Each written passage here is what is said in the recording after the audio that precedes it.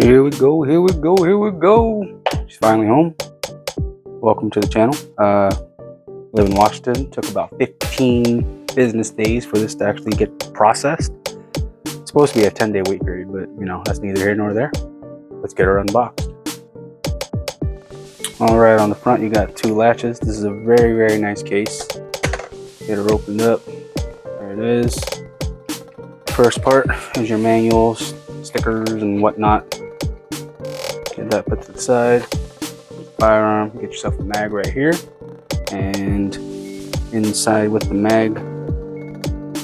magazine, you get their easy loader.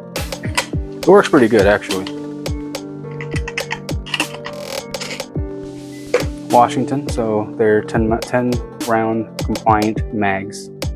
On the inside of the case, you have your back straps, small, medium, large. I believe these are going to be small and large. You got your CANiK here. You got your little toolkit right here. I like to call this the baby CANiK. I think it's one of the coolest things you can get with a firearm. It's just a toolkit. Bottom pops open. You got all your pieces in there. Pretty awesome.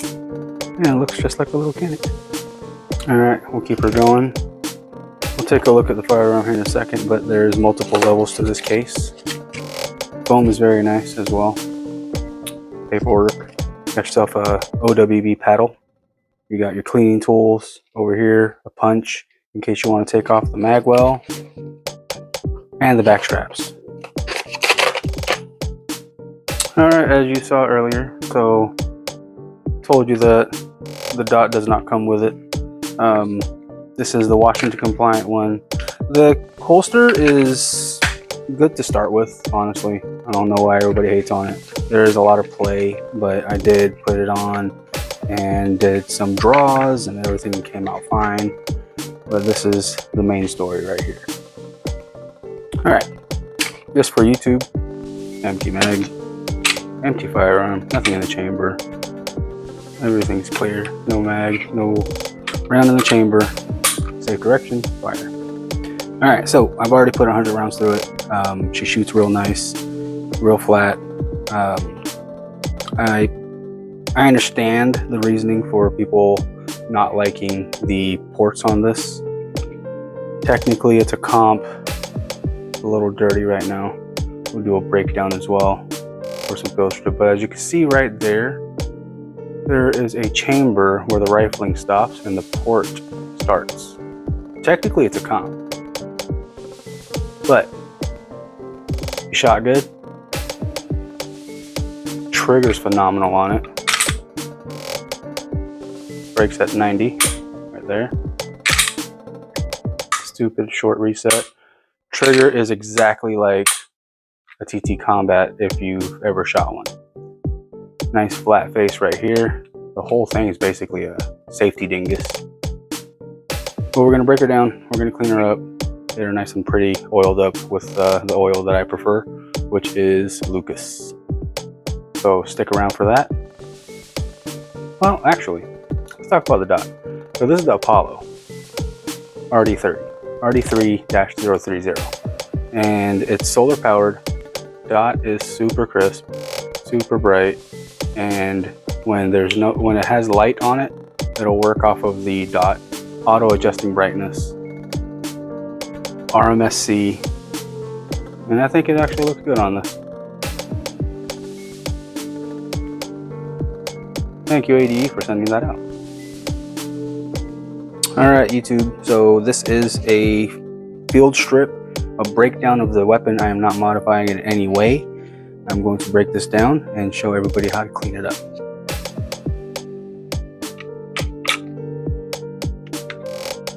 Not like a Glock where it goes all the way out. It actually stops at about a ½ inch out, as you can see there. Just like so. Pull the trigger, pull down on these tabs, pull on the slide a little bit just to get it to disengage. And then you have yourself your recoil spring. Well, I think the pain, there it goes. Barrel goes to the front and point it down. It should come right out, just like that. Here's your slide, completely disassembled. We're not going to do anything here. We're just going to clean up on the inside, get some lubricant in there, and put it back together. All right, I'm back. So, went off camera, cut off a couple of strips of t-shirt that you can buy a whole bag of rags from Home Depot. They're super useful.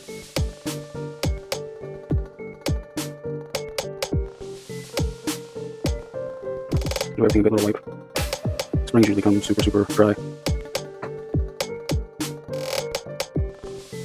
Ran 100 rounds factory lube. Everything came out fine. Ports are a little dirty already. They put a little bit in there of some of the stuff they had at my firearm transfer place of choice. They did a special order this for me, so they were able to find it and get it at a pretty good price. They always hook me up over there. Get everything good like down. Now that that's pretty good. Now that I got that pretty wiped down, set that to the side. Clean up these rails.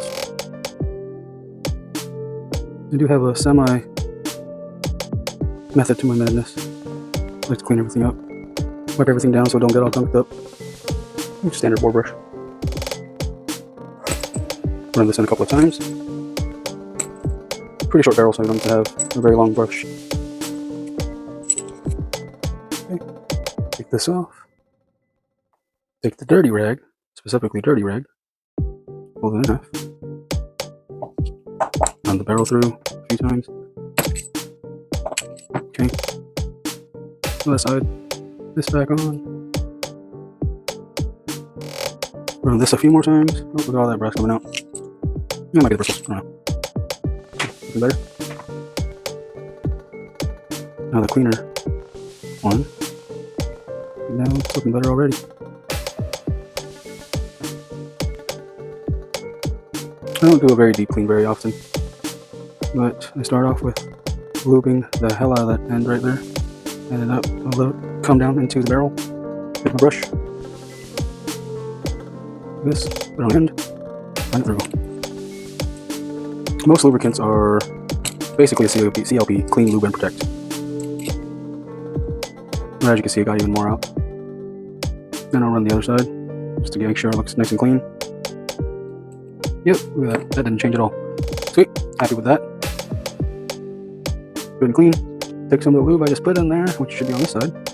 Wipe this down a little bit. Get it nice and shiny. Get a good coat on there. But that's not all I'm going to do. As you guys have seen in many of my videos now, I like to over lubricate because it really does help with keeping the shine on the gun and your finish in pretty good order. So, take my Lucas oil. You see a little bit of wear there already. Right there. But I will literally coat the hell out of this. Look at that. Good and shiny. Now, 100 rounds and got quite a bit of wear on it. That's kind of surprising, actually. I like to put lube in places that get thumbed up real good because it helps for the next cleaning. Okay. That aside, get in here. So, I really like ports and comps. One thing I like to stress is when you do have a port or comp, you want to get lube on that inside of that hole or where the ports and comps are. Get some lube in there. It keeps it clean, helps clean for the next time and everything. Like I keep saying, I over lube everything. And the main reason is to keep for longevity, and the other reason is it helps with the cleaning process later on. Alright, that looks pretty good. It's dirty, right? That's in there real good. Clean. Nice. Neat. It's shiny. Good. Alright. Now we're going to do points of contact. Should be here, here, here, here, here. Now just clean in here just to give it some extra location when it's ready to fire. Same thing on the frame. Points of contact.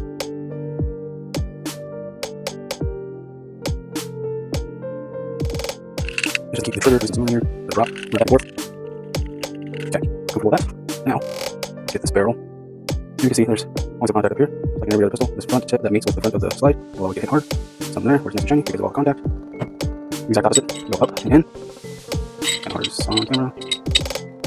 Come on, there it goes. You see it's right in there. Now, for the spring, I do oil my spring. Trust me when I tell you, all that metal grinding that you hear will disappear if you do this. So, got the coat in there. All the way in, push up, put it on that bottom part right here. Right in there, there's 2 levels, put it on the bottom. Okay. Exact opposite. Go up and over this part right here. You should just fall right in. Nice and check. We're good, look at that. Okay. Now I'm gonna take my cleaner rag, which does have a little bit of lubrication on it, and I'm gonna put a little bit, just to give it a nice shine. Feel like Bob Ross right now. Make it a happy little gun. Alright, now that I got that in, let's walk through some of the features of this pistol. Alright, so you got yourself from the front to the back, ports, night sights, lightning cuts everywhere, lightning cuts, well, there's stuff before the ports. But inside there it says prime, in case you forget what you're shooting, 9x19. Night sight, blacked out rear, but there is tritium vials in there, so that's pretty cool. Extended slide release, slide lock on both sides, and they are very functional. I have small or medium large hands, not the biggest. And then the trigger, we've already talked about trigger. Trigger's awesome. It's a takedown lever, Picatinny rail, got yourself a flared magwell. This stipple is just some of the best I've ever had, but I like some real rough stipple, and they bring it all the way up. So when you go to get a full purchase on your gun, you sure can. High grip, anything. And then you have the same stipple right here where your thumb goes, kind of like a little rest. Or point index, right? It's always good. Loaded chamber indicator right there. Ejector, mag release, works very well. Shoots it right out. What I like to do is I like to point it upside down, see if it shoots out, up. And look at that. Pretty freaking awesome. We got 10 round mags, but I believe that in a free state you'll get 15. So that's nice for the free states. Wish I was in a free state, but I'm here. Got my life here. Locks back, shoots out. And the best part about this, trigger. I'll have some range footage of me shooting this when I release the video. Alright. You'll be seeing a lot more of this CANiK Prime in the near future. Probably gonna do some IDPA with it. We'll see how it goes. Alright, until next time. Thanks for joining.